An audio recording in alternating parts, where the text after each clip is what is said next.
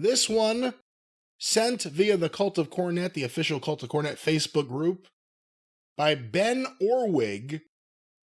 Can Cody ever successfully turn heel in the WWE? Oh, short answer, yes. Longer answer, there would be no reason to even think about that for, I would assume, the next couple of years, the way things are going. But then, yeah, I can't remember how old Cody is, but he's in his 30s. If you're saying ever, It's late 30s, by the way. Well, late 30s, but okay. But then when he gets older and then it doesn't want to step aside or whatever. The point is, if he wants to wrestle, on even a part-time basis for the next 10 years, my God, at some point, there would probably be a great spot for him to turn heel and have a good run like that for a while. I'm trying to think in the modern era of the WWE, who has not, besides Cena. And now finally, even The Rock did, right? And The Rock was a heel before. But the point is, everybody at some point, you need to freshen up or get a change of direction or attitude or whatever. So I think, if he was going to hang it up in a couple of years, I'd say, well, fuck, no, you'd never even try. But there's plenty of time for something like that to happen. But there's no reason to force it either.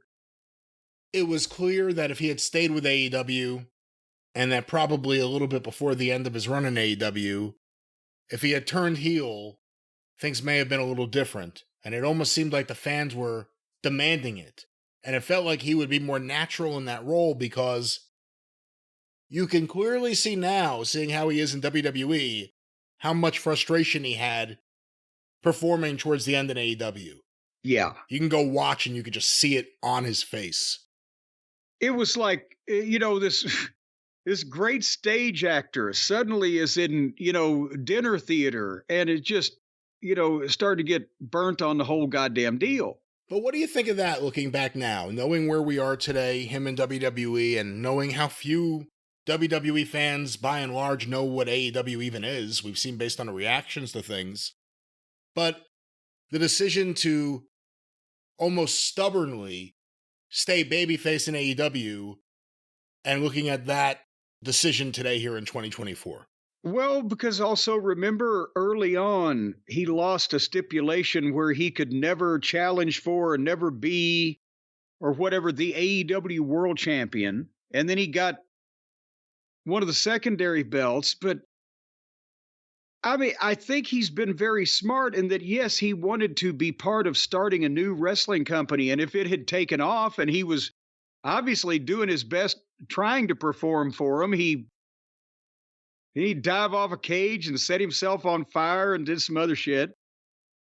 But he wasn't going to kill his career on the main stage or ruin the ace he had in the hole by finishing the story and by going back and forth, babyface, heel, becoming one of these wishy-washy fucking guys. He was being Cody. And so for the benefit of the part of the audience that the WWE audience that knows who AEW is, he never really threw a wet blanket or cold water on his basic thing that he took to the WWE. They just were able to make it happen and make it more bigger, right?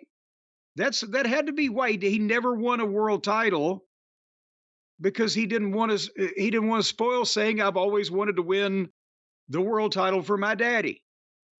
And he didn't switch heel because it wasn't the Cody that he was wanting to present. So he was leaving it open, is what I'm saying. And remember the confusion early on, because he was clearly a babyface, clearly wanting to be a babyface, and early on, especially in the stuff with Jericho and then MJF, he was the babyface. Brandy at the same time was portraying a heel with her. The Nightmare Collective is what they were. Whatever happened to Mel? They shaved her head and bid her future endeavors good luck in her future endeavors, I should say. Mel. Maybe Mel is now Brandy's personal assistant.